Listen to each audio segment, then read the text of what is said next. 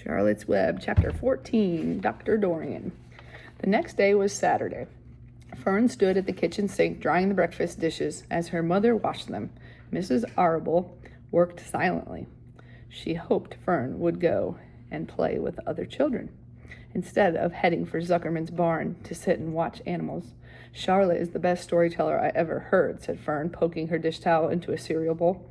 Fern, said her mother sternly, you must not invent things. You know spiders don't tell stories. Spiders can't talk. Charlotte can, replied Fern. She doesn't talk very loud, but she talks. What kind of story did she tell? Asked Mrs. Arable. Well, began Fern, she told us about a cousin of hers who caught a fish in her web. Do you think that's fascinating? Fern, dear, how would a fish get in a spider's web? Said Mrs. Arable. You know, it couldn't happen. You're making this up. Oh, it happened all right, replied Fern. Charlotte never fibs. My light just went off. This cousin of hers built a web across a stream. One day she was hanging around on the web and a tiny fish leaped into the air and got tangled in the web. The fish was caught by one fin. Mother, its tail was wildly thrashing and shining in the sun. Can't you just see the web sagging dangerously under the weight of the fish? Charlotte's cousin kept slipping in, dodging out, and she was beaten mercilessly over the head by the wildly thrashing fish, dancing in, dancing out, throwing. Fern, snapped her mother, stop it. Stop inventing wild tales. I'm not inventing, said Fern. I'm just telling you the facts. What finally happened? Asked her mother, whose curiosity began to get the better of her. Charlotte's cousin won. She wrapped the fish up, then she ate him when she got good and ready. Spiders have to eat, the same as the rest of us. Yes, I suppose they do, said Mrs. Arable vaguely. Charlotte has another cousin who is a balloonist.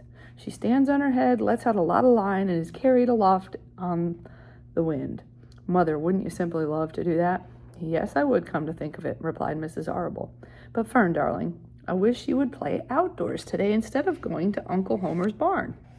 Find some of your playmates and do something nice outdoors. You're spending too much time in that barn. It isn't good for you to be alone so much. Alone, said Fern. Alone? My best friends are in the cellar. It is a very sociable place, not at all lonely. Fern disappeared after a while, walking down the road towards Zuckerman's. Her mother dusted the sitting room. As she worked, she kept thinking about Fern. It didn't seem natural for a little girl to be so interested in animals. Finally, Mrs. Arable made up her mind. She would pay a call on old Dr. Dorian and ask his advice. She got in the car and drove to his office in the village. Dr. Dorian had a thick beard. He was glad to see Mrs. Arable and gave her a comfortable chair. It's about Fern, she explained. Fern spends entirely too much time in Zuckerman's barn. It doesn't seem normal. She sits on a milk stool in a corner of the barn cellar, near the pig pen, and watches animals hour after hour. She just sits and listens. Dr. Dorian leaned back and closed his eyes. How enchanting, he said. It must be real nice and quiet down there. Homer has some sheep, hasn't he? Yes, said Mrs. Arable, but it all started with that pig we let Fern raise on a bottle. She calls him Wilbur. Homer bought the pig, and ever since it left our place, Fern has been going to her uncle's to be near it. I've been hearing things about that pig, said Dr. Dorian, opening his eyes. They say he's quite a pig. Have you heard about the words that appear in the spider's web? Asked Mrs. Arable nervously. Yes, replied the doctor. Well, do you understand it? Asked Mrs. Arable. Understand what? Do you understand how there could be any writing in a spider's web? No, said Dr. Dorian. I don't understand it, but for that matter, I don't understand how a spider learned to spin a web in the first place. When the words appeared, everyone said they were a miracle, but nobody pointed out that the spider web itself is a miracle. What's miraculous about a spider's web? Said Mrs. Arable. I don't see why you say a web is a miracle. It's just a web. Ever try to spin one? Asked Dr. Dorian. Mrs. Arable shifted uneasily in her chair. No, she replied, but I can crochet a doily and I can knit a sock. Sure, said the doctor, but somebody taught you, didn't they? My mother taught me. Well, who taught a spider? A young spider knows how to spin a web without any instructions from anybody. Don't you regard that as a miracle? I suppose so, said Mrs. Arable. I never looked at it that way before. Still, I don't understand how those words got into the web. I don't understand it, and I don't like what I can't understand."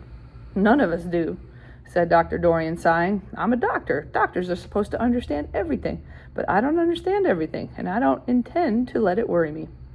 Mrs. Arable fidgeted. "Fern says the animals talk to each other, Dr. Dorian. Do you believe animals talk?" "I never heard one say anything," he replied, "but that proves nothing. It is quite possible that an animal has spoken civilly to me and that I didn't catch the remark because I wasn't paying attention. Children pay attention better than grown-ups. If Fern says that the animals in Zuckerman's barn talk, I'm quite ready to believe her. Perhaps if people talked less, animals would talk more. People are incessant talkers. I can give you my word on that." "Well, I feel better about Fern," said Mrs. Arable. "You don't think I need worry about her?" "Does she look well?" asked the doctor. "Oh, yeah." "Appetite's good?" "Oh, yes. She's always hungry." "She sleeps well at night?" Oh, yes." "Then don't worry," said the doctor. "Do you think she'll ever start thinking about something besides pigs and sheep and geese and spiders?" "How old is Fern?" "She's 8. "Well," said Dr. Dorian, "I think she will always love animals. But I doubt that she spends her entire life in Homer Zuckerman's barn cellar. How about boys? Does she know any boys?" "She knows Henry Fussy," said Mrs. Arable brightly. Dr. Dorian closed his eyes again and went into deeper thought. "Henry Fussy," he mumbled. Remarkable. "Well, I don't think you have anything to worry about. Let Fern associate with her friends in the barn if she wants to. I would say offhand that spiders and pigs were fully as interesting as Henry Fussy. Yet I predict the day will come when even Henry will drop some chance remark that catches Fern's attention. It's amazing how children change from year to year." "How's Avery?" he asked, opening his eyes wide. "Oh, Avery," chuckled Mrs. Arable. "Avery is always fine. Of course he gets into poison ivy and gets stung by wasps and bees and brings frogs and snakes home and breaks everything he lays his hands on. He's fine." "Good," said the doctor. Mrs. Arable said goodbye and thanked Dr. Dorian very much for his advice. She felt greatly relieved.